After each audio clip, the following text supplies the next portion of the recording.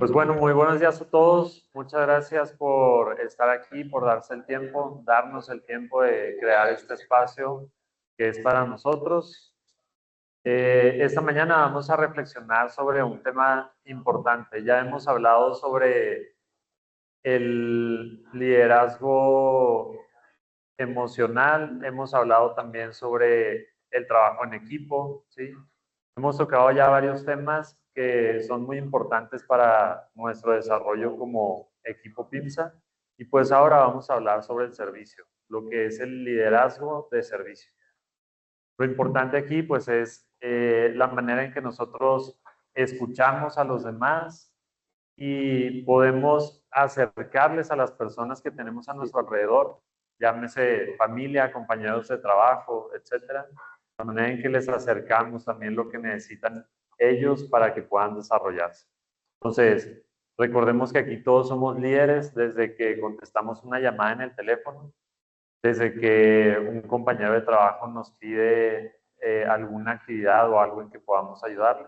Entonces, vamos a centrarnos en esta parte, el liderazgo de servicio, cómo escuchamos a los demás y cómo antes de dirigir podemos también servir y pensar en el bien común, ¿vale? Entonces, les dejo aquí con Adri, que nos va a presentar a nuestro speaker de hoy. Buenos días. Buenos días. Muy bien. Para escuchar la plática de hoy. Es un gusto para nosotros. Vamos a poder bienvenida a Javier Arreola, que nos acompaña el día de hoy en esta sesión de nuestro modelo de liderazgo PIMSA. El tema que, como acaba de decir Lala, es liderazgo de servicio. Javier es licenciado en psicología, cuenta con una maestría en terapia breve, una maestría en administración y emprendimiento social, además de estudios de bioética, filosofía, biología y formación directiva en ICANN, lo que le brinda una visión integral del desarrollo humano y el liderazgo. A lo largo de su trayectoria, ha liderado proyectos de desarrollo organizacional y social, destacando como director general del Centro de Liderazgo y Desarrollo Humano, AC, CELIDER, durante 8 años, y actualmente está como director general de Promesa Educativa para México, AC, donde impulsa la estrategia, el fortalecimiento institucional y el desarrollo de equipos de alto impacto. Su experiencia en liderazgo, formación de equipos y servicio a la comunidad hacen de Javier la persona que es el día de hoy, en la cual viene a compartir con nosotros este tema tan importante dentro de nuestro modelo de liderazgo PIMSA. Recibámonos con un caluroso aplauso. Gracias, Javier, y bienvenido al equipo PIMSA.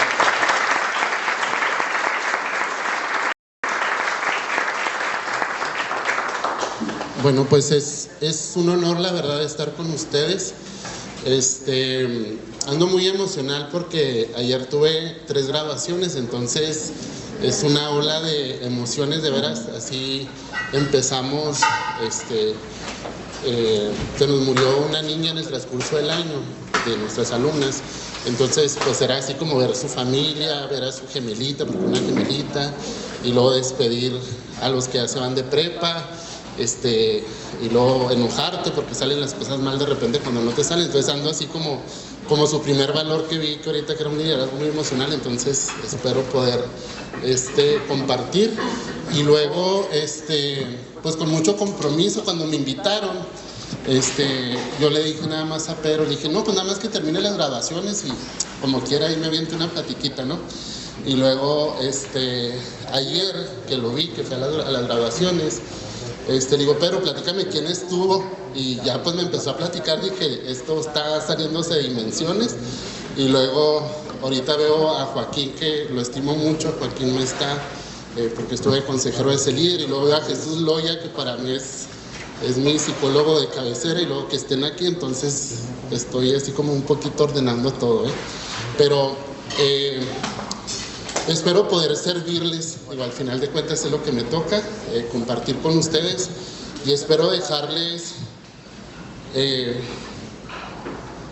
algo que tenga que ver con su vida, ¿sí? A mí creo que lo más importante es ver cómo el servicio puede convertirse en un valor para nuestra propia vida y para nuestra propia historia. Y por ende va a pegar en el trabajo, nos va a pegar en todo lo que hagamos, pero ojalá que pueda darme a entender de cuál es la responsabilidad que tenemos frente al servicio. ¿Sale? Entonces, pues Dios nos ayude, ¿verdad? Buenos días a todos y Dios nos bendiga. Bueno, entonces fíjense bien. El servicio es un valor, ¿sí? Y el problema cuando hablamos de valores es que a veces se vuelve algo muy abstracto, se puede volver incluso algo como prédica religiosa, puede ser algo muy etéreo, ¿no? Y lo que quiero compartirles el día de hoy es sobre todo que entendamos cuál es el lenguaje de los valores como tal, y por ende vamos a ir más hacia el tema del valor del servicio, pero este es un problema. Y todos los valores tienen un antivalor. En la filosofía, sobre todo desde la filosofía occidental, Aristóteles, Platón, Sócrates, ellos hablan de la estructura moral o ética de las personas y van haciendo esta analogía entre valores y antivalores, ¿sí? Yo quisiera preguntarles a ustedes, primero para identificar un aspecto del servicio como valor, ¿cuál creen que sería de alguna manera el antivalor? O sea, ¿qué es lo contrario al servicio? ¿Quién quiere compartirnos? ¿Qué visualizan? Ok, es individualismo, egoísmo, ok. Indiferencia, Apatía. Desatención, apatía. ¿Qué más? ¿Qué más pudiera ser el antivalor? Todos estos aspectos que comentan son pequeños piezas que tienen que ver con ese antivalor, ¿sí? O sea, la indiferencia, por ejemplo, la indiferencia es una forma muy peculiar, ¿sí? Porque es de alguna manera como cerrarme, es decir, no te quiero ver, no me interesas, ¿sí? Y uno tiene ese gran cualidad, habilidad, poder, no sé cómo llamarlo, de verdaderamente nulificar a través de la indiferencia al otro, ¿sí? Por eso la no comunicación también es comunicación, o también el no hablar, el no responder, el no considerar al otro es una forma muy poderosa en las relaciones de pareja. El no contestar o el silencio, hay silencios mortales, ¿sí? O sea, es una gran arma que tenemos como seres humanos nosotros. Entonces, digo, esto por darle una palabra, pero tiene que ver con lo que ahorita comentaban. De alguna manera el antivalor es el poder, pero el poder crudo. No estoy diciendo que el poder, no haya relaciones de poder, no quiero decir que no existan las estructuras, que no existan los organigramas, eso va a existir, pero hay una forma que es el poder desencarnado, por así decirlo, ¿no? Donde yo, sobre todo, nulifico al otro, soy indiferente al otro, y lo más profundo es que al otro lo puedo poseer como un objeto, ¿sí? O sea, en las relaciones que la persona desde su interioridad puede conectar con su exterioridad,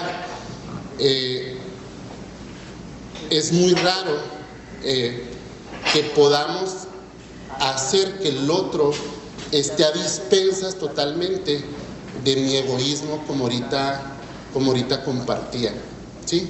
O sea, podemos objetivizar el cuerpo del otro, la persona del otro, lo podemos hacer, ¿sí? Y nada más que tiene que haber, para hacer eso, ahorita voy a explicarles, hay que ejercer violencia, ¿sí? O sea, es un acto violento. Ahorita lo voy a un poquito ejemplificar un poquito más fuerte, ¿no? Entonces, al final de cuentas, si es un valor, yo les preguntaría, ¿para qué sirven los valores? ¿Para qué nos sirven? O sea, ¿qué tienen que ver con nosotros? Es más, ¿para qué les sirve a tus hijos un valor?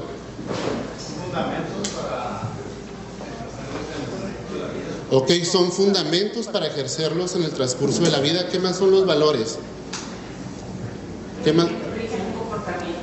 Rigen un comportamiento. También los valores tienen esta forma de transmitirse de una generación a otra, ¿sí? Pero hay algo que es muy relevante, es que los valores funcionan como una especie de hipótesis explicativa de la realidad. ¿A qué me refiero con una especie de hipótesis? A que cuando nosotros recibimos los valores, el niño, por ejemplo, o el joven, puede rechazarlos, ¿sí? O sea, por ejemplo, yo recuerdo, yo vengo de un pueblito que se llama San José Bavícora. Soy el 10º hijo de una familia donde mi papá tenía un empleo muy sencillo, trabajaba en un rancho, y un valor que yo veía mucho en él, por ejemplo, era el trabajo, ¿sí? O sea, yo decía, ¿cómo mi papá todos los días se levantaba a las 5 de la mañana para ir, ¿sí? Y lloviera o relampagueara, él siempre iba en ese horario, digo, y yo no lo entendía, ¿sí? Entonces, ahorita que tengo dos hijas, ahora lo entiendo mucho, porque uno se tiene que levantar porque se tiene que levantar, me explico, pero al final de cuentas, yo lo puedo rechazar ese valor, ¿sí? Entonces, es una hipótesis porque de alguna manera uno tiene que corroborar si ese valor me sirve o no me sirve, ¿sí? Entonces piensen en muchos valores de los que nos hablan, no sé, por ejemplo, ayer uno de los speakers de los padrinos de graduación, me acuerdo que hablaba mucho sobre la honestidad, de ser personas honestas. Y eso puede ser una hipótesis, y para muchos de nosotros puede ser una hipótesis, pero realmente quien experimenta a fondo y recibe la energía cuando eres una persona honesta, él la vive de diferente manera, o lo podemos rechazar, ¿no? Entonces, por eso le puse, era una especie de hipótesis, y yo a veces los veo, estos temas, por ejemplo, el tema del servicio, pues yo lo veo como una vasija así vieja, ¿no? O sea, yo decía, pues, ¿qué les voy a decir? Ni modo que no sepan qué es el servicio, si ustedes me pueden dar cátedra, ustedes dan un servicio, de hecho, ¿sí? Pero el tema aquí es como una palabra que es enfadosa hasta por así decirlo, estos temas, ¿cómo podemos hacer de encontrar la moneda de oro en esta mañana? ¿Sí? Y es lo que yo voy a tratar de darme a entender, porque créanme lo que no es sencillo, ¿no? Entonces, vamos a ver si podemos lograr llegar aquí con el valor del servicio. Los valores tienen que ver mucho en la relación personal, ¿sí? Los valores regulan la relación personal. Entonces, algo que tenemos que profundizar. Entonces, si los valores me regulan la relación con el otro, es yo una pregunta que me haría es, ¿quién es el otro? ¿Por qué tengo que servir al otro? O sea, yo decía, Chihuahua, pues ¿por qué tengo que servir? ¿Me explico? O sea, ¿quién me obliga a que yo sirva al otro, a que yo considere al otro, a que no invisibilice al otro como tal? ¿Va? Entonces, esto es lo complejo, ¿sí? El tema de los valores es muy difícil entenderlo porque estamos muy perdidos en el tema de valores. Yo les digo en la escuela, podemos hablar mucho de valores. En los colegios tenemos el valor del mes, luego el valor de la semana, y luego el valor de no sé qué, ¿sí? O podemos hablar de ética, podemos hablar de derechos, Pero yo algo que me pregunto mucho es ¿por qué no logramos a veces transformar nuestras comunidades o transformar nuestras familias? Tenemos un sobreexceso de información en esos temas o de capacitaciones incluso, pero ¿por qué no logramos ir a la carne, digamos, algo que nos despierte en torno a estos temas? ¿Sí? Y para mí hay una película que es un genio, ¿sí? Hecha por Steven Spielberg, ¿sí? 7 premios Oscar ganó, y la historia habla de Oskar Schindler, que es un empresario que migra a Cracovia, y cuando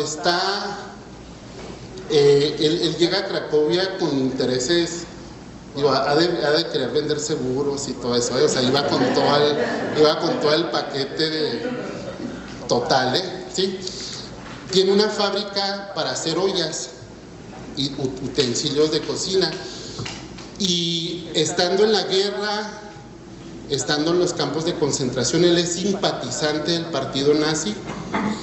Entonces encuentra una ocasión privilegiada para hacer crecer su negocio, ¿sí? Entonces Oskar es un gran empresario, y Cracovia se convierte en un gueto, ¿sí? Lo que hacían los nazis era como ir replegando, nulificando, objetivizando a las comunidades que ellos querían. Sobre todo sabemos que el tema de los judíos pues fue un tema muy fuerte.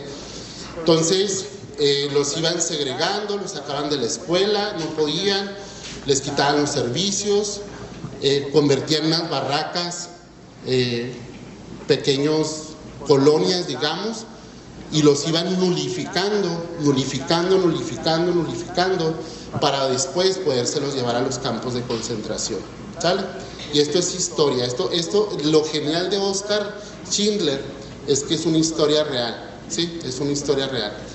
Entonces, Steven Spielberg es un genio, porque él en su película inicia, la película de los que nos acordamos de la película, inicia a color, y luego está una familia judía en una mesa, hay una vela, están rezando una oración que se llama el Shabbat, y luego se apaga la vela, y toda la película es a blanco y negro. Entonces uno pudiera decir, hello, si Steven Spielberg, así de que, o sea, toda la tecnología que él ha diseñado, y toda la película la hace a blanco y negro, ¿sí? Pero por eso es un genio, ¿sí? Porque dentro de la película va a aparecer un único personaje a color, que es una niña con un abrigo rojo, ¿sí? Entonces es como si él nos pintara, nos dijera, hey, aquí está la clave de por qué Oskar Schindler pasó de utilizar a esas personas como manos de obra barata, porque lo que les dijo, pues no los manden a los campos de concentración, yo los utilizo en mi fábrica y todos ganamos. Excelente empresario. ¿Y por qué pasó de esa conducta a ser una persona que les va a servir para poder salvar la vida de muchas personas? Y sabemos que esa lista, por eso se llama la lista de Schindler, es toda la lista de personas que él pudo, a través de su servicio, poderle salvar la vida, ¿sí? Pero la clave de la interpretación del cambio está en la niña, por eso no la pinta. Entonces quiero presentarles, es muy rápida las imágenes, va a salir la escena donde va a salir la niña, y vamos a convertirnos ahorita un poquito en críticos de cine para ver cómo interpretamos nosotros esta parte, ¿va? Bueno, entonces va la escena, es muy rápida. Ahí Joaquín que me perdone porque me estoy pirateando algo de ese líder, pero bueno, ok, a ver si se escucha,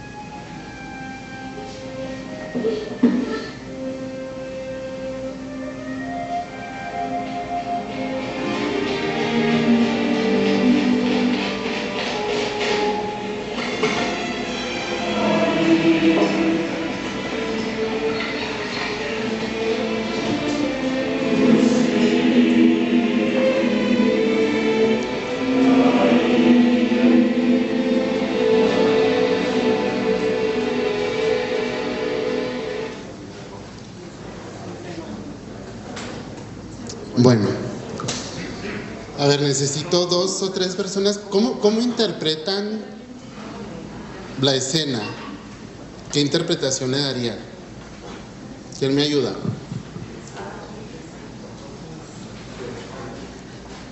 Ay, si gusta nada más o te presto un micrófono. Bueno, yo la manera en que la interpreto es el caos. ¿Sí? Cómo se manifiesta el caos, en este caso con distintos ideales. Uno es pues la agresión, ¿verdad? La brutalidad, y para mí la niña representa la esperanza, representa mucho la esperanza en el sentido de que el vestido rojo o el abrigo rojo para mí lo que representa también es parte de la supervivencia, donde se está dando cuenta Schindler que ella pasa desapercibida dentro del grupo de los alemanes, de los nazis, pero con una convicción de que tiene la esperanza de sobrevivir, y por eso es donde busca esconderse. Entonces yo lo resumiría entre caos y esperanza. ¿Alguien más?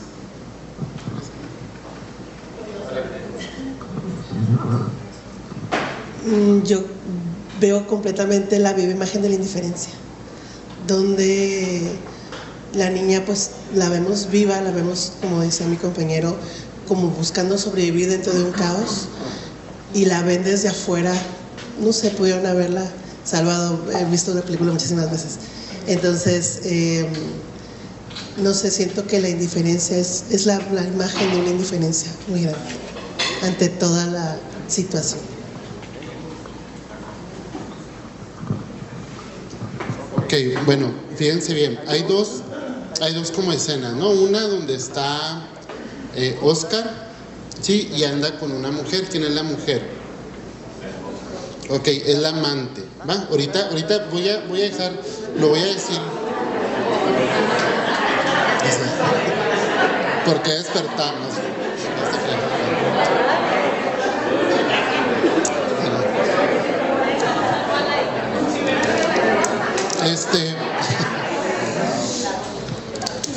Lo digo intencionalmente, ahorita les voy a decir por qué, ¿va? Pero sí, realmente en la película, así es, no, pues los que me la estoy inventando, ¿eh? Entonces, digo, eso significa que pues Oscar traía su capillita, ¿no? Entonces eso, sí. Y ahorita les voy a decir, eso tiene, para mí es bien importante ese punto, ¿eh? Ahorita al final lo voy a enfocar porque, ¿qué andan haciendo? ¿Qué andan haciendo? Andan paseando a caballo, ¿sí? Y luego la escena a mí se me hace muy significativa porque están en lo alto, ¿sí? Están en lo alto y están observando hacia abajo, ¿sí? Ellos están en lo alto y están observando hacia abajo, ¿sí? Aquí hay valores que están en juego, ¿están de acuerdo? La injusticia, la vida incluso, o sea, hay valores que se están jugando, ¿sí? Hay muerte, ¿sí? Ahí se ve que pasa la niña. ¿Cuál es la reacción en esa primera escena de los dos, de la mujer y en este caso de Oscar? ¿Cuál es la reacción de la mujer? Empieza como a sollozar y le dice, vámonos, ¿verdad? O sea, ella le impacta muchísimo lo que está viendo, ¿verdad? O sea, Es algo muy fuerte lo que está viendo, ¿sí? ¿Y cómo interpretarían ustedes como la acción o cómo reacciona Oscar? ¿Qué es lo que hace Oscar? ¿Cuál es su postura? ¿Cómo lo considerarían ustedes en esa escena?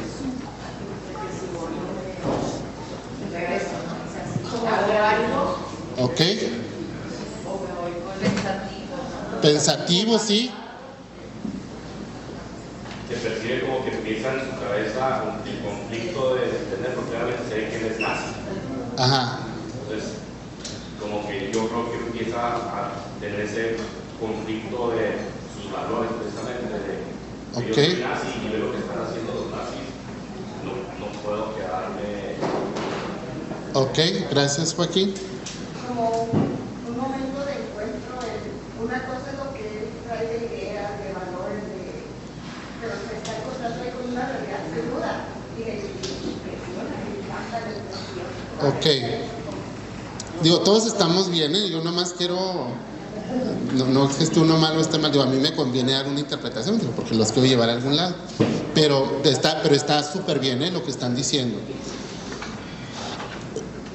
¿Cuál de los dos consideran que reaccionó de manera más natural, más acorde a lo que se estaba viviendo?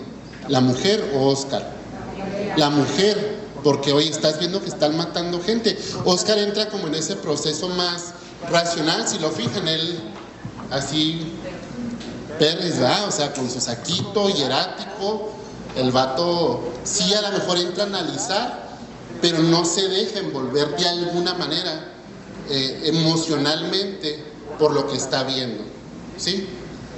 Pasa lo de la niña y en la segunda escena viene un carruaje con varias personas muertas. ¿Y quién viene en ese carruaje? Viene la niña, ¿sí? ¿Y cuál es la expresión de Oscar? ¿Cuál fue la expresión de Oscar cuando ve que pasa el carruaje? Horrorizado. Sí, horrorizado. Se tapa incluso la boca, ¿no? Como la expresión.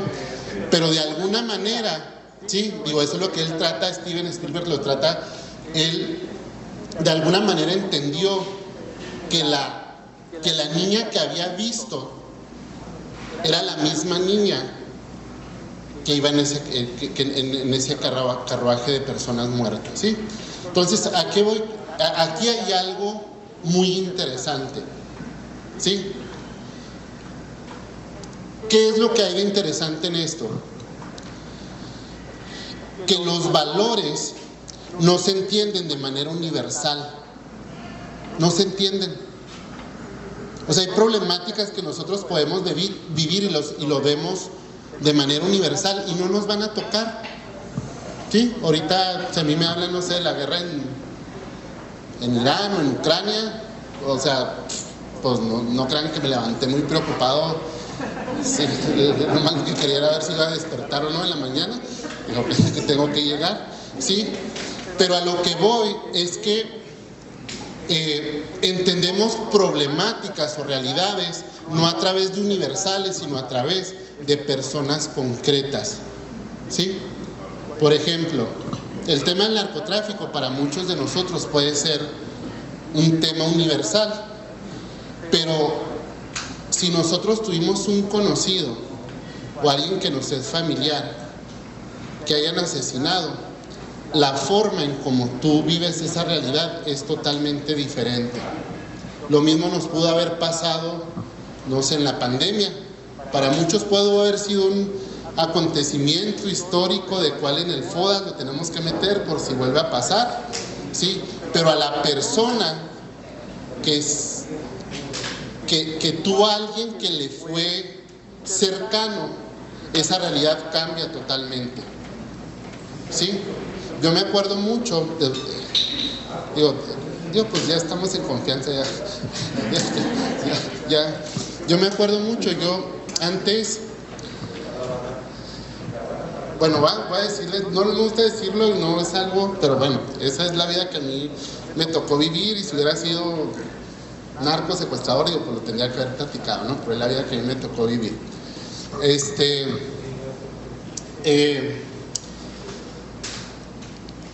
ahí en el currículum, nada más que pues no lo dice, dice, pero estudió filosofía, estudió teología, eso quiere decir que está estudiando para ser sacerdote, ¿no?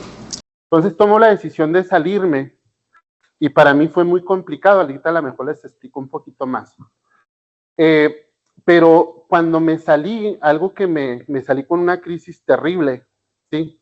No me salí por una mujer pecadora que me sedujo, ni nada de eso, ¿eh? No quiero que vean a Paola, porque es todo lo que ven a mi esposa y dicen, esta desgraciada, mira lo que... Sí, pero bueno. Entonces, algo que me ayudó mucho, una crisis que incluso me tuve que alejar un poquito del tema religioso, me ayudó mucho que me llamaron luego cuando me salí en un centro de rehabilitación y duré 3 años dando terapia espiritual ahí. Entonces, luego entré a estudiar psicología, entonces como que ahí ya hacía mis experimentos con ellos, ¿no? Pobrecitos.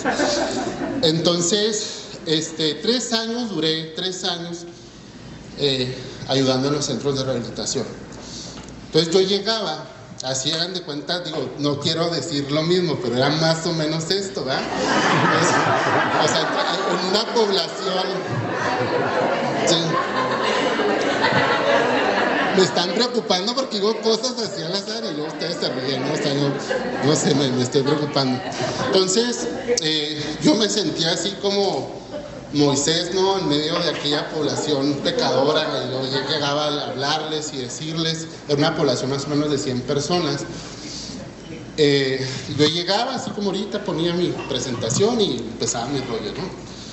Entonces, pero yo lo vivía como un universal, como profesionista, como psicólogo. Entonces era muy común que terminaba yo de dar clases, me iba al centro de rehabilitación y cuando estaba instalando yo me fijaba mucho en los de la primera fila, ¿sí? Porque eran los de nuevo ingreso. Entonces siempre nos pedían que con los de nuevo ingreso tratáramos de darles un speech, porque llegan con el ego enorme, ¿sí? Teníamos personas con medidas judiciales, secuestradores, asesinos, destruyeron familias, destruyeron su propia familia y ellos todavía con el ego así, ¿no? Así, infladísimo.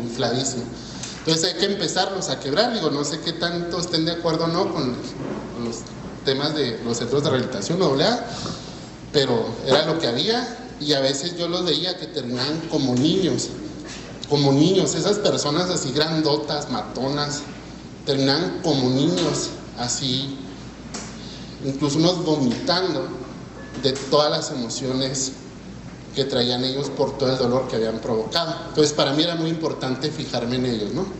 Entonces, llego un viernes, me instalo y todo, y luego volteo y veo a mi hermano.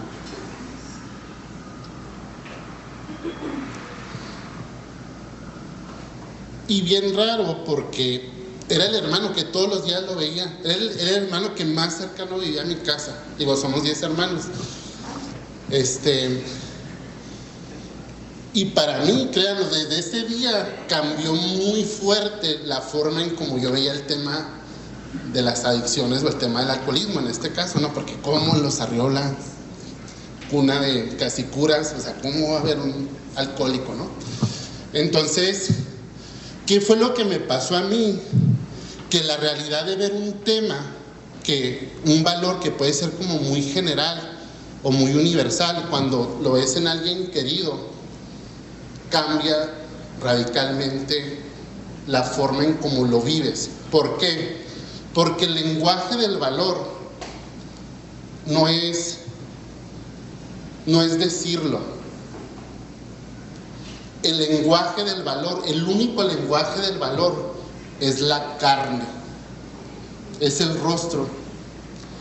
Entonces, este es un problema porque, por ejemplo, nosotros que estamos educando o queremos educar a nuestros hijos, o nosotros que estamos en un proyecto educativo muy fregón que se llama Promesa Educativa, los valores no van a entrar porque se los digamos. Los valores van a entrar cuando alguien quiera levantar la mano y ser la niña del abrigo rojo, ¿sí? Ese es el problema.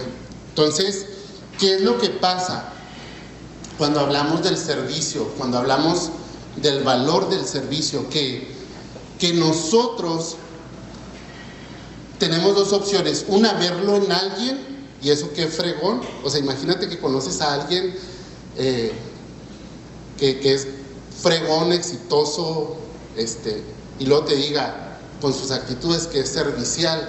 Tú dices, ahí tienes un canal de comunicación muy fregón, ¿sí? Pero no sé si lo tengas. Pero la otra opción que tú tienes es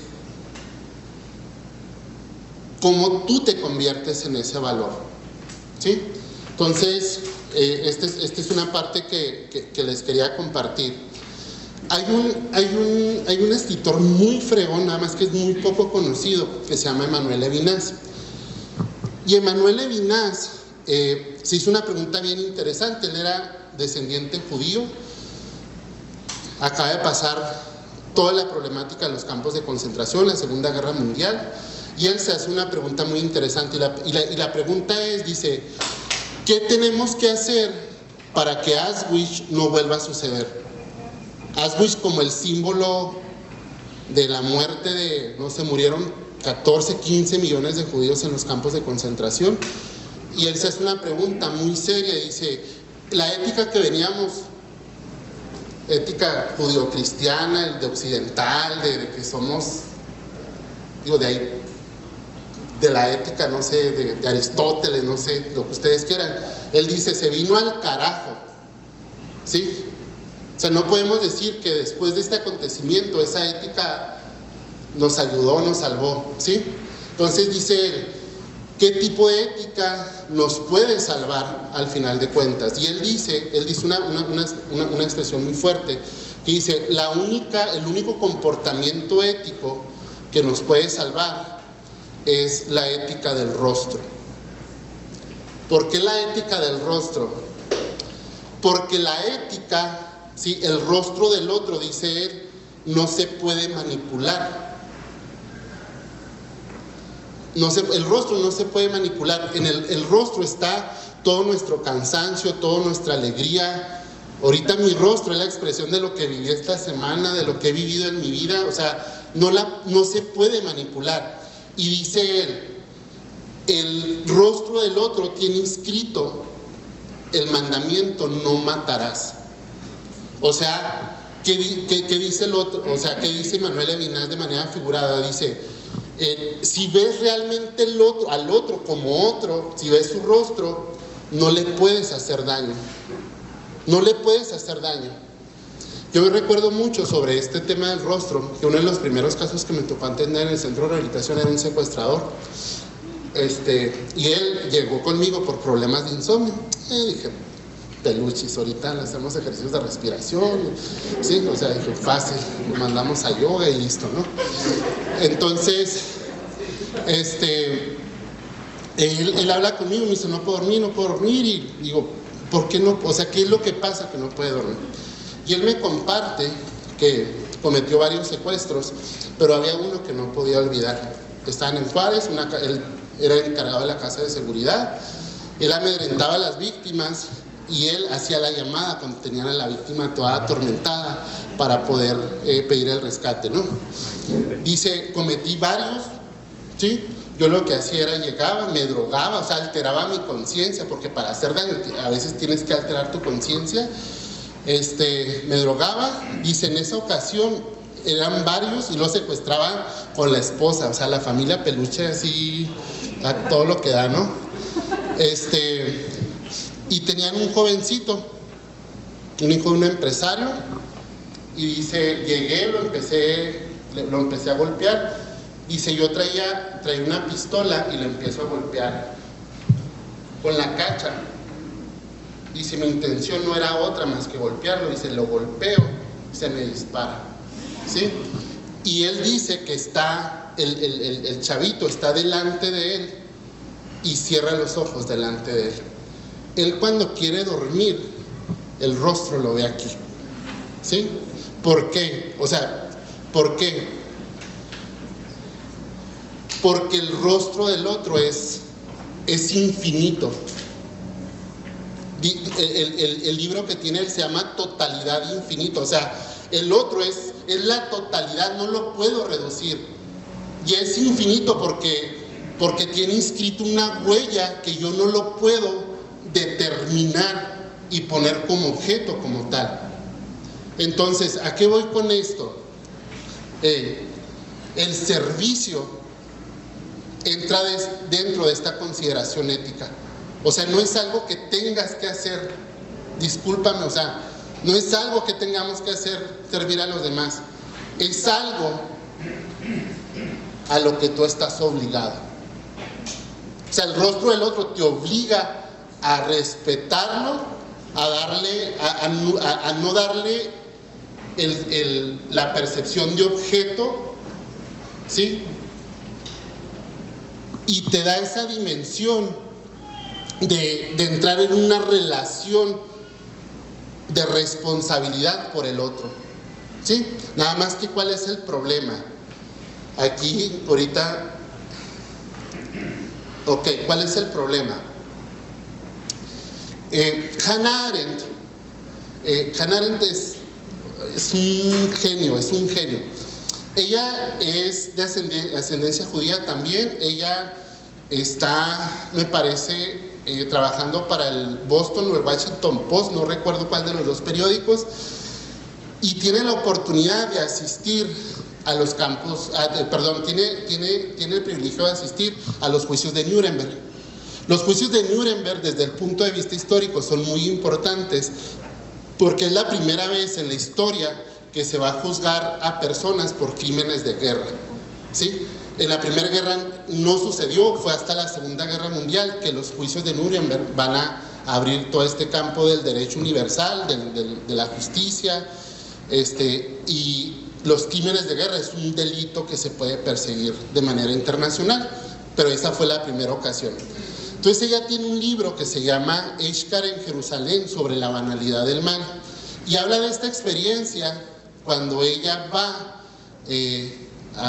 a Jerusalén y van a condenar a estos hombres que fueron los agentes que no se suicidaron, eran los que iban a juzgar, ¿sí? Entonces ella platica, va narrando en su libro, es muy interesante porque platica la experiencia, dice, yo antes de llegar, dice, a ese estrado donde van a ser juzgados, yo decía, por esa puerta van a entrar pues unos monstruos, ¿están de acuerdo? Sí, o sea, eran los responsables de estos 13, 14 millones de judíos que murieron en los campos de concentración, y por esa parte por ese estrado iban a entrar, ¿no? Entonces, ella platica, va narrando en su libro que empieza el juicio y ella tiene un shock mental, porque dice, en vez de aquellos demonios, empezó el juicio y yo empecé a ver que aquellas personas eran personas bien intencionadas, eran buenos padres de familia, eran personas estudiadas, y uno podía decir, no, pues fue muy fácil condenarlo. Llegó un momento en que el juzgado no encontraba los elementos, porque el elemento más fuerte para revocar o rebatir en esos juicios, ¿saben cuál era? Yo solo seguía órdenes, ¿sí? Yo solo seguía órdenes. O sea, ¿cuál es mi responsabilidad? Yo solo seguía órdenes. Yo hice lo que a mí me tenían que decir, ¿sí? Y es cuando sacan los videos que conocemos, estas imágenes que conocemos, los primeros videos, ahí los sacan, ¿sí? Y ahí fue cuando el juego dijo, no, o sea, ¿cómo puede ser que todo esto que ustedes provocaron, su argumento sea solamente seguir órdenes? Y ahí es cuando los condenan, ¿sí? Entonces, ¿cuál es la reflexión de ella? El peor mal que uno puede tener no es el mal demoníaco. No es el mal demoníaco, hasta el demonio sabe perfectamente la existencia de Dios, de Jesús y creen en los evangelios, lo que sea, o sea, pero el peor mal que podemos poseer no es el mal demoníaco. Hannah Arendt lo denomina el mal banal. ¿Cuál es el peor mal? Es donde yo tomo la posición y digo, yo no soy responsable. Yo no soy responsable.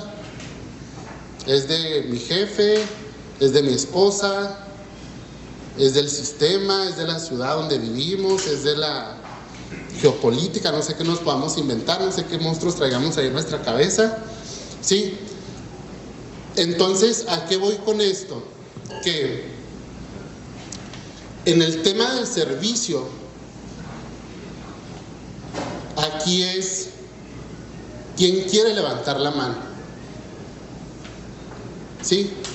Porque el servicio es una consideración hacia el otro, es darle el espacio hacia el otro. Fíjense, cuando uno llega, a mí me encanta como a veces los meseros, pero los meseros son un prototipo de servicio, de darte una consideración, de darte los buenos días. Sí, ahorita llegué, andaba todo perdido, como espero no muchos, y yo lo llevo, ¿sí? Entonces, esos gestos son los que hacen decir, el otro está, el otro existe, y es muy fuerte, pero es una responsabilidad mía también el otro. Y uno dice, ay Dios, ¿sí? Y podemos tomar muchas posturas, podemos tomar la postura de la primera escena de Óscar, es a mí no me interesa, a mí no me vengas, Javier, no me vengas a hablar de eso, ahorita menos en viernes, ya todos andamos en plan chela, no sé cómo andaremos, pero al final de cuentas es, la pregunta que yo quiero lanzarles es, ¿quién quiere levantar la mano para servir al otro? Para darte cuenta lo que tú puedes hacer por los demás.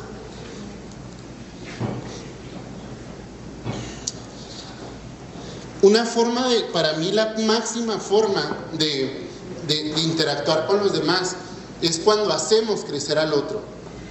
Ahorita creo que vieron lo del liderazgo transformacional, ¿no? Pero yo lo entiendo, digo, espero que no me van a criticar porque 18 años lo curaste en Celier y no saben lo que es liderazgo.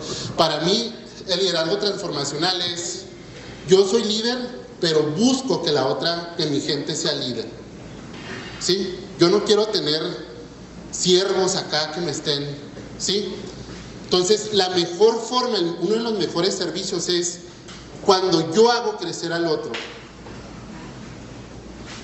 Yo busco que mi gente crezca.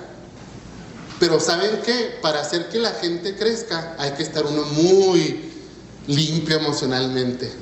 Hay que estar uno sanito. Porque a veces no servimos por nuestros traumas. Porque ¿cómo voy a hacer que el otro sea mejor que yo? ¿Cómo voy a hacer que el otro crezca más que yo? ¿Sí?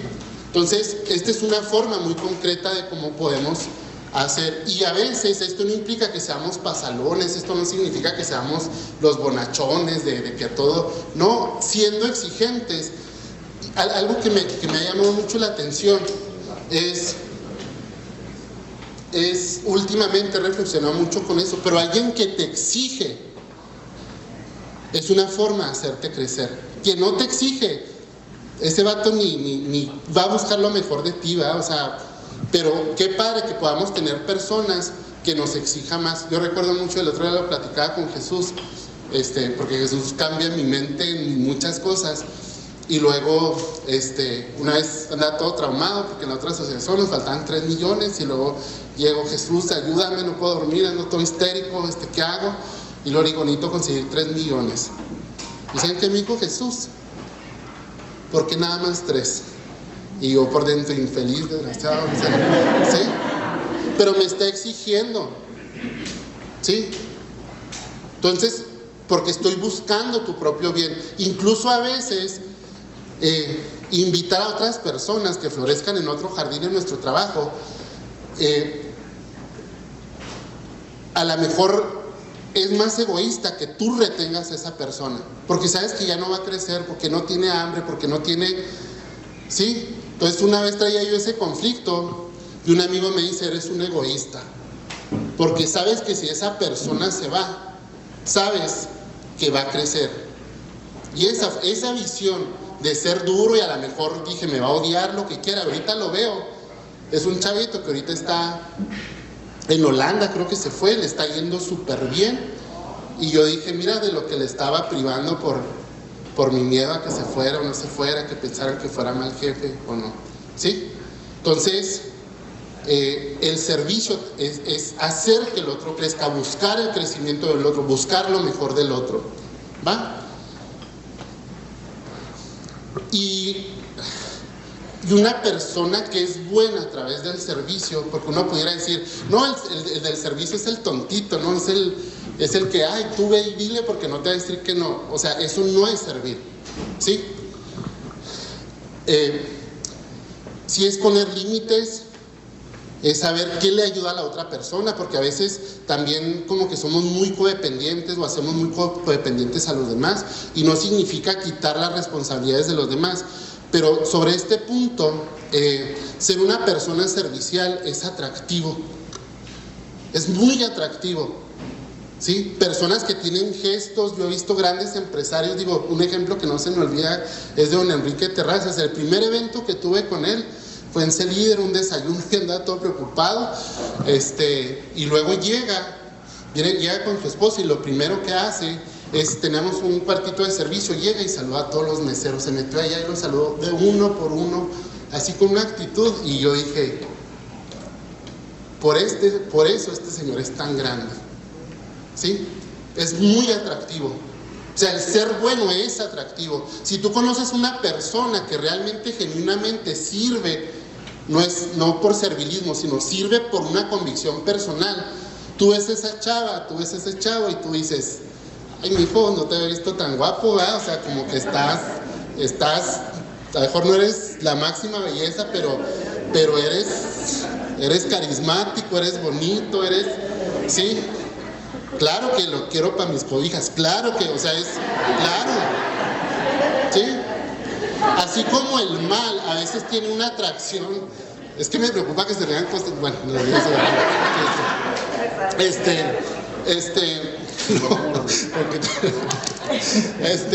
el ser bueno genera una atracción también. El ser bueno genera una atracción. Ya para terminar, quiero compartirles nada más dos cosas. ¿En dónde puedo servir? Porque tú puedes decir, no, pues ahorita empieza por lo pequeño, ¿sí? No nulifiques al otro. Para mí hay dos formas muy concretas donde nosotros le damos servimos, o sea, le damos la consideración de persona al otro. ¿Cómo? Saludando, ¿sí? Saludando, o sea, saludar es una forma de no eres el florero que está ahí, mijo, o sea, sí, a veces pareces florero y actúas como florero, pero no eres un florero, ¿sí? Esa es una. Y la otra es ser muy corteses. A veces para mí el pásele, fíjate lo que significa el pásele, o sea, el adelante, le abro la puerta, es, en este momento tú eres primero que yo. O sea, eres más que mi prisa, primero estás tú que yo. Imagínate las formas, si estas dos son formas así de oro en cómo puedes servir a los demás, ahora imagínate el ayudando, en trabajando en equipo, todo esto que quieren ustedes hacer, ¿verdad? Y por último, y con esto termino, porque no sé, sí creo que ya con esto termino. Ser lo que somos. ¿A qué me refiero? Fíjense bien. Ser lo que somos. Y se los voy a poner con un ejemplo personal, ¿sí? No se los voy a platicar porque, ay, Javier, tus traumas y nosotros que nos interesa. Ya lo tengo muy trabajadito, créanmelo, y se los quiero regalar porque es una historia personal y eso a mí me ayudó muchísimo, ¿va? Cuando yo salgo del seminario, duré 10 años estudiando y siempre estuve fuera, tomo la decisión de salirme, y para mí algo que yo anhelaba mucho, porque me salgo a los 14 años de ese pueblito polvoriento que se llama San José Bavícora, me voy a Juárez a estudiar. Ahí hice los primeros años, la prepa y otro año, y luego ya después los últimos años estuve en Roma. Y algo que yo quería mucho era estar con mi familia, ¿sí? Yo quería estar con ellos. No saben cómo anhelaba estar con mis papás, sobre todo. Fue siempre un vacío que yo después lo tuve que trabajar mucho, ¿no? Entonces tomo la decisión. Mis papás ya están aquí en Chihuahua, y para mí era así, me quería comer el mundo, ¿no? Porque estar con ellos, yo decía, no había tenido una novia, yo dije, aquí vamos a vivir lo que no hemos vivido. Empiezo a trabajar. Entonces, hay una situación muy particular cuando yo me salgo. Primero, cuando estaba en Roma, a mi papá le quitan una de sus piernas por problemas de diabetes. Llego, a los 15 días más o menos, le quitan su segunda pierna. Mi mamá cuidaba a mi papá. Entonces yo decía, qué fregón, ¿no? O sea, es cuando me necesitan y es cuando pues yo los quiero ayudar, voy a estar aquí. Ya todos mis hermanos estaban casados, ellos estaban solos aquí viviendo, y empiezo a trabajar, ¿sí? Empiezo a hacer mi vida. Entonces, no sé, tengo mi primer novia, mi primera chamba, empiezo a trabajar, y pues esta relación, estas eran las 3 cosas para mí más importantes. Quienes tenemos personas con diabetes o hipertensas saben que son personas muy complicadas, ¿sí? Muy complicadas. O sea, mi papá en esa silla de ruedas, él mandaba el mundo, ¿va? O sea, traía a mi mamá de aquí para allá, y hazme esto, y hazme el otro, y el tema fue que pues los modos empezaron a empeorar, y eran discusiones muy fuertes. A veces pues le hablaba, digo, disculpen la palabra, pero así de puta no la bajaba. Entonces mi postura fue, alguien le tiene que poner un alto a este señor, porque decía, se va a llevar primero a mi mamá que él, ¿no? Entonces yo, con muy buenas intenciones, créanmelo, buenísimas intenciones, me empecé a poner un alto a mi papá, ¿sí? Y ya no le grite, no le diga. Nos empezamos a decir, él elevaba la voz, pues yo empezaba a elevar la voz, y él decía malas palabras, yo empezaba a hablarle igual de mal. Entonces la relación se empezó a distanciar, y aquel anhelo que yo tenía de estar con ellos, pues de repente se volvió un caos. Y luego me empecé a ir bien mal con la morrita, ¿verdad? O sea, no por ella, por mí, pero mi pensamiento era tan egoísta, era como de, pues es que ella no valora todo lo que yo estoy viendo, este partidazo que tiene, o sea, está desperdiciando, sí, ajá, sí, muy insulso, pero así me tocó vivir.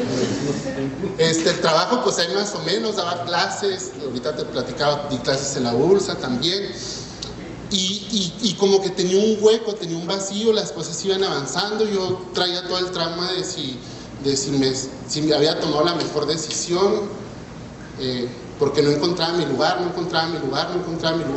pero lo que más me dolía era la relación, porque la enfermedad de mi papá iba avanzando, le iban quitando de sus manos, y aquella relación que yo anhelaba tener, nos llevábamos como 2 extraños, y de manera muy fuerte, ¿sí?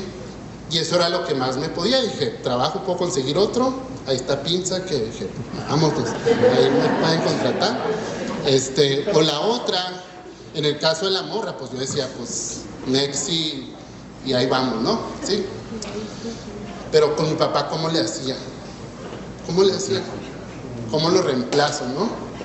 Entonces, yo sentí un gran vacío, créanlo, es de los vacíos más fuertes que yo he tenido en mi vida. Y un día salí al centro de rehabilitación, y me acuerdo mucho, venía por el periférico, Y yo así, de que todo me está yendo mal, este vacío que les decía, este vacío. Y yo digo, basta, ¿sí?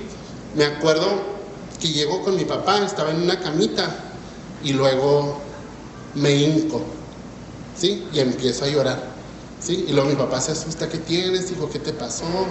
Yo no le dije, se los juro, no dije nada, ni tenía que decirle nada, ¿sí?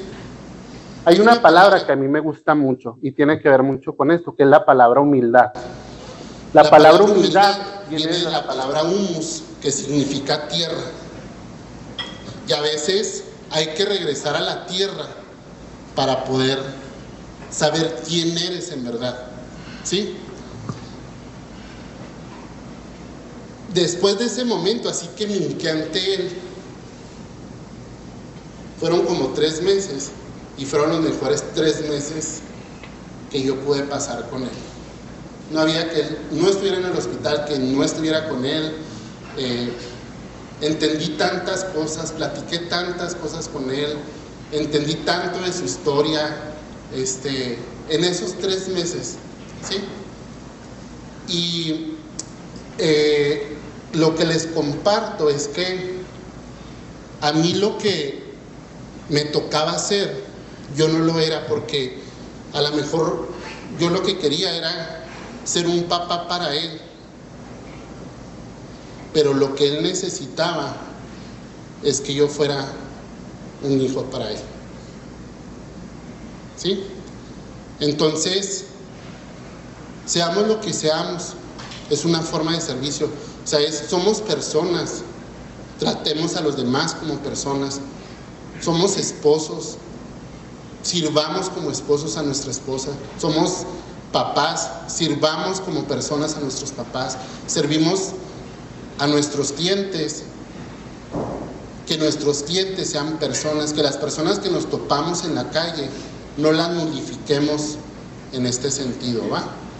Entonces, ojalá que pueda haberme dado a entender. Les digo, es complejo, para mí fue muy difícil estos temas, pero lo más importante es que no tenemos que ser los mejores. Por eso les decía lo de Oscar, pues era un cabrón, o sea, sí, pero fíjense bien, puso un peldaño, y sobre ese peldaño de verdad empezó a construir una vida diferente. O sea, todo su poder lo puso al servicio de salvar vidas, y por eso ahorita estamos platicando de eso. Cuando tengan manera o forma de ir al Museo de Memoria y Tolerancia, van a ver, hay una fotota de Oscar hermosa, ¿sí? Así, guapo el vato, ¿sí? Memoria y Tolerancia en la Ciudad de México, es uno de los mejores museos que yo he estado, que habla precisamente de esto, ¿sí? Entonces, ¿quién quiere ser Oscar para servir a los demás? ¿Quién quiere tratar a los demás de esa forma de no? Digo, claro que hay que estar muy despiertos, y yo sé que a veces estamos muy distraídos, pero tú tienes un gran poder. Tú tienes un gran poder. Y entre más alto sea el poder que tienes, es más grande tu responsabilidad de servir a los demás. El día que tú olvides que el dinero lo tienes, que el servicio, que todo lo que Dios te ha dado es porque eres muy fregón, y ya perdiste piso, ¿sí? Ya perdiste piso, y a lo mejor la vida te va a tener que llevar como a mí, pero benditos momentos. Pero no tienes que ser perfecto. A lo que voy es, pon el mínimo de verdad, y sobre eso empieza a construir esa nueva visión de decir, el otro me corresponde, el otro me tengo que hacer cargo de él. Y es un llamado, ¿verdad? Es una responsabilidad radical. Aquí no hay con qué, es una responsabilidad radical, y tú vas a ir tomando esas opciones de nulificar al otro. Ahorita que salga no te va a saludar, no me interesa, como hacemos mucho, y lo hacemos a veces con las personas que más queremos. Eso es lo grave también. Y decíamos, la forma de violentar más fuerte es ignorar. O sea, está matar a alguien y luego ignorar. Así, más o menos ahí al mismo nivel. ¿Va? Entonces, les quiero agradecer mucho por darme esta oportunidad. Espero haberme dado a entender que les sirve en su vida. Ustedes levanten la mano, ¿quién quiere levantar la mano? No sé, pero no nos podemos eximir de esta responsabilidad, de ser una forma de servir al otro, ¿sale? Bueno, entonces de mi parte es todo, agradecerles, gracias por la invitación, Dios los bendiga mucho, los queremos mucho, digo, todo el colegio estamos con pinza, no me vean mal, o sea, ¿sí? Entonces agradecerles mucho por el espacio, ¿sale? Bueno, pues de mi parte es todo.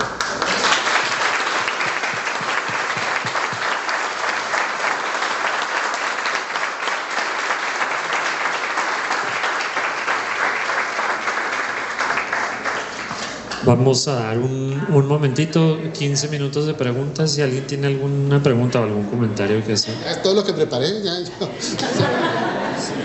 No, o algo que les haya dejado, algo que quieran compartir, algo que crean que una lucecita ahí más o menos que les dio esto y compartimos para todos, ¿eh? ¿Alguien? Gracias. Sí, mira, más que duda, quisiera reconocerte todo lo que comentaste. O sea, me impresionó que en cuanto llegaste dijiste, es que ando muy emocional porque vi a excompañeros, tuve 3 graduaciones, digo, desafortunadamente, y disculpa que lo retome el caso de la pequeñita. Entonces, me impresiona cómo no ves, es un evento más, no es una persona más. O sea, de verdad, pones en práctica todo lo que nos veniste a presentar. Y te felicito por eso, te agradezco mucho el tiempo de la plática y pues yo creo que me llevo prácticamente todo lo que nos comentaste. Me encantó eso de saludar a todos, ser lo que somos, y pienso que es muy importante, por ejemplo, el tema de los papás. ¿Qué decimos? Es que ya mi papá es como mi hijo. Pues sí, pero tu papá no quiere que sea su papá, o sea, quieres que sea su hijo. Entonces, sí me llevo varias cositas de las que comentaste, te felicito y te agradezco mucho. Mucho te agradezco. Gracias a ti. ¿Alguien más?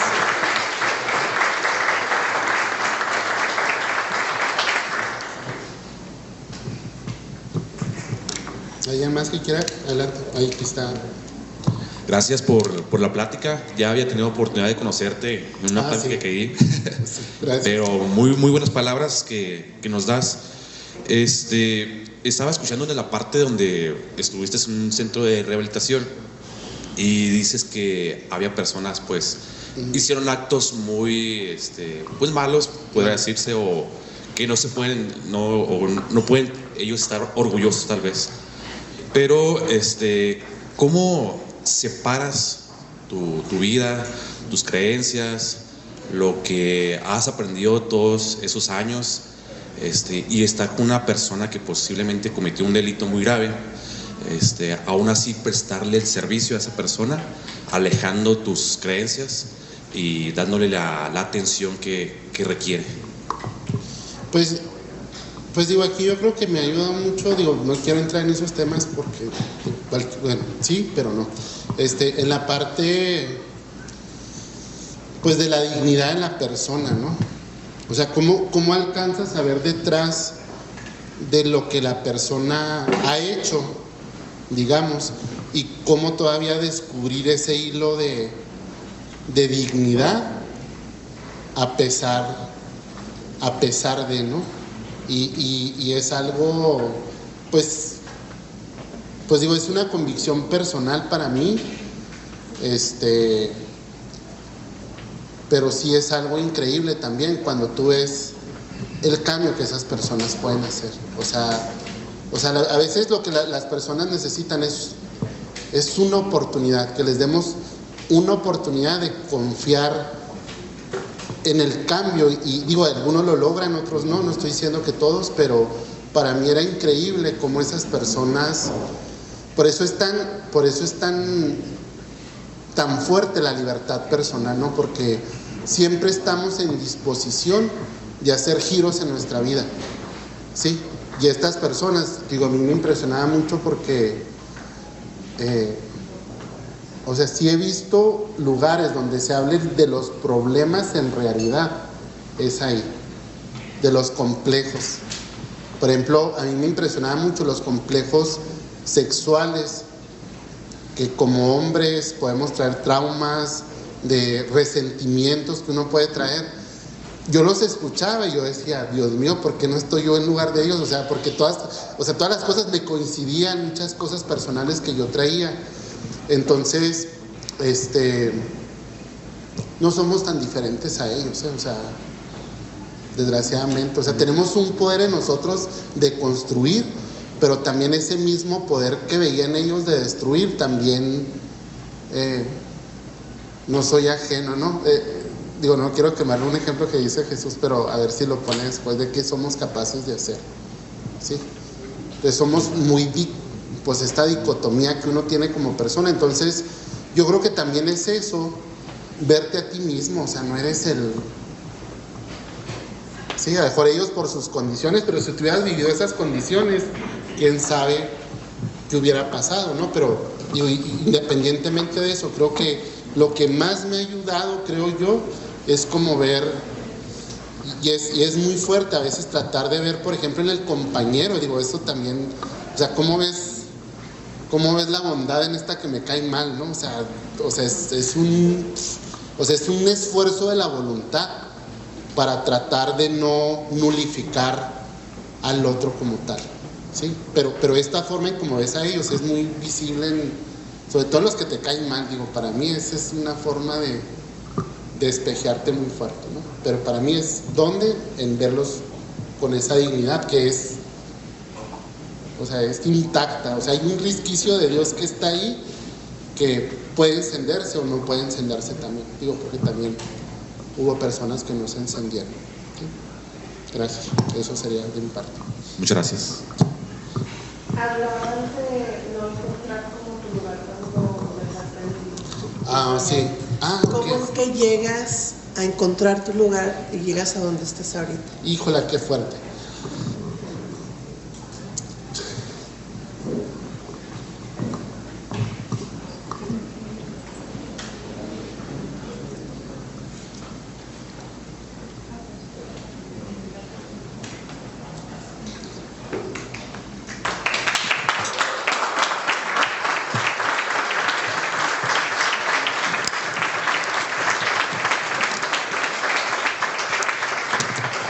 Porque no lo quería decir, pero me vas a obligar a decirlo.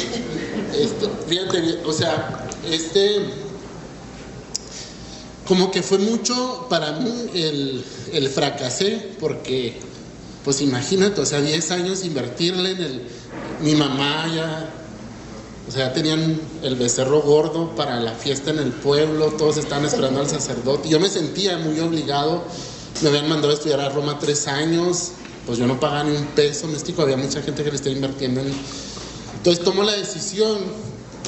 ¿Saben por qué la tomé? Porque no me sentía feliz, ¿sí?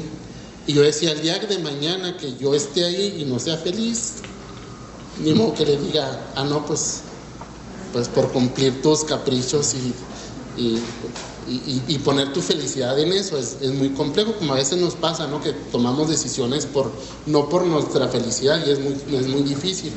Pero de todas maneras te sales, y para mí, pues es que la sotana te da mucho poder en el buen sentido y en el mal sentido, pero pues te dan todo, místico. O sea, tú llegas y con sotana y las señoras de los pueblos mataban el único gallo que tenían ahí y no lo daban de comer. O sea, tú decías, ¿por qué? Entonces, para mí fue muy importante cuando me salgo y decir, pues ya, Javier, ya olvídate de eso. Digo, todavía siguen mis sueños así medio raros que regreso. O sea, digo, todavía traigo ahí algunas cosillas, pero bueno. Pero para mí lo más importante fue tomar la decisión de decir, bueno, no voy a servir ahí, por eso tiene que ver mucho con el tema que estamos viendo. Y yo decía, yo tengo, pues el servicio, mi hijo, es allá o aquí, ¿me explico? Entonces para mí fue muy gratificante porque conocí las asociaciones civiles gracias a mi esposa, que ella está en CELIDER, y luego yo decía, o sea, ¿cómo que te pagan por ayudar a los demás? O sea, ¿cómo? O sea, yo no sabía que existía eso. Y gracias a Dios, digo, o sea, encontré como que esa convicción de que estés en el lugar donde estés, tu vocación, digo, así lo vi yo, es servir, ¿no? Entonces, algo que a mí me liberó mucho fue, digo, encontrar esto, digo, no sé, para mí, digo, es difícil ahorita decirte, no, en otro lado, digo, para mí ahorita es como mi convicción esta personal, estar en proyectos sociales. Dios me ha puesto en grandes proyectos sociales. El IER es una súper asociación, ahorita Promesa Educativa es una súper asociación. Y una vez platicando con un amigo que fuimos juntos, pues mucho tiempo de formación, él me decía, digo, él es cura, y luego me decía, ¿te das cuenta? Dice, de algo. Y luego yo, ¿de qué? O sea, digo, ¿por qué no le platicas tus traumas de curas? Y yo le platico mis traumas de casado. Y luego, una vez me dijo algo que para mí fue como que decía esto era lo que para mí ahorita es muy importante en mi vida. Y luego me decía, ¿te das cuenta que lo que estás haciendo ahorita ni siquiera de cura lo podrías haber hecho? ¿Sí? Entonces, yo algo que quiero, digo, se los comparto yo, pero por eso se los explico. Porque no estás en el lugar equivocado. O sea, la vida no se equivocó con lo que te ha dado. Ni el trabajo, ni la esposa, ni los hijos. Entonces, a veces uno trae ese pensamiento mágico, disculpen la palabra, pendejo, de que la vida se equivocó. ¿Sí? Y la vida no se equivocó. ¿Sí? Entonces estás en el lugar, estás con las personas, estás con los hijos, estás con el esposo, estás en el tiempo preciso.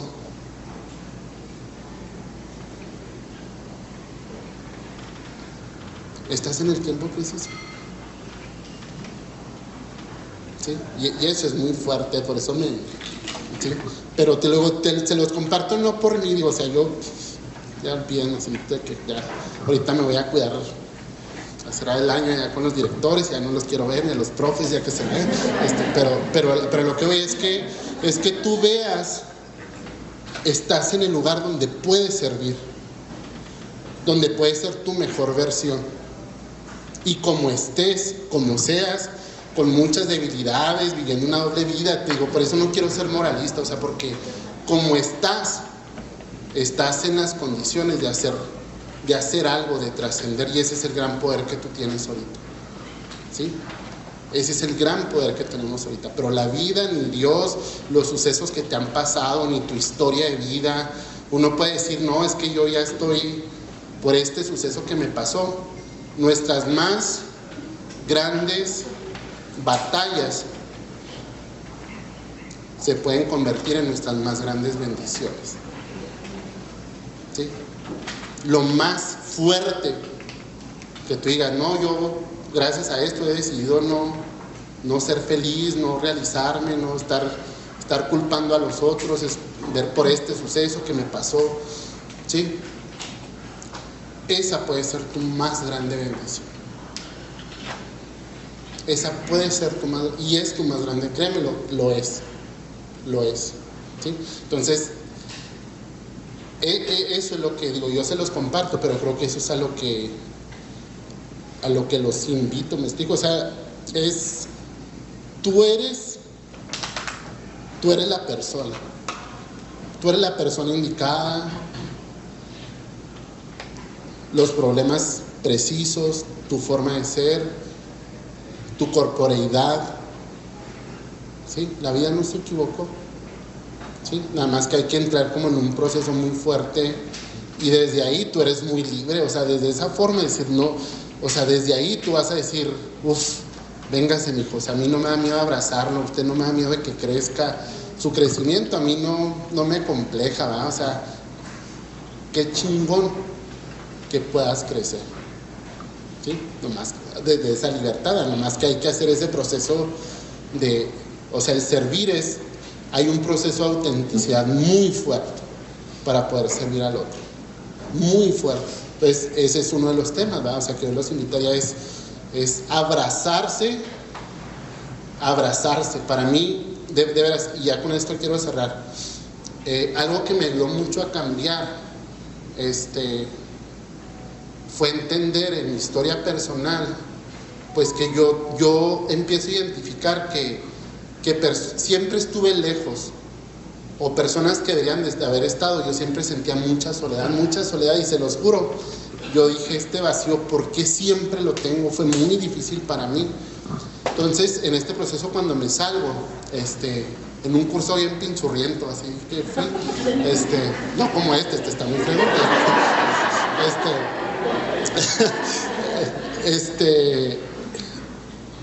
entendí que a veces estos vacíos o esta insatisfacción o este abandono que yo sentía profundamente era por un abandono mucho más profundo. ¿Cuál es el abandono más profundo que uno puede tener? Sí. Y para mí, de veras, así fue.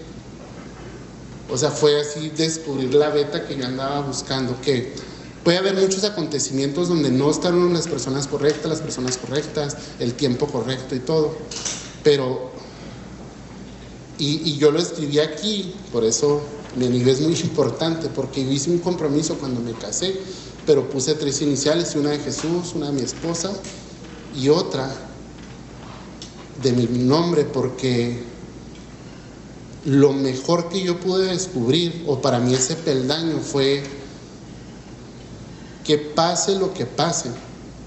Eso significa todo, me corran, fracase, mi esposa me deje, no se pueden pasar mil cosas, ¿sí?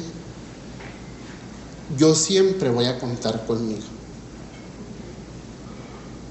Y desde ahí se liberan muchos miedos que yo traía, ese miedo a la soledad, ese miedo, o sea, entonces, pues con esto termino. Yo creo que una forma de despertar este servicio es, pase lo que pase, bajo cualquier circunstancia, razón, forma de ser, si sientes vergüenza, no sientes vergüenza, si eres enojón, no eres enojón, o sea, si alcanzas a contar contigo mismo, desde ahí empiezas a conectar con los otros, porque estás conectando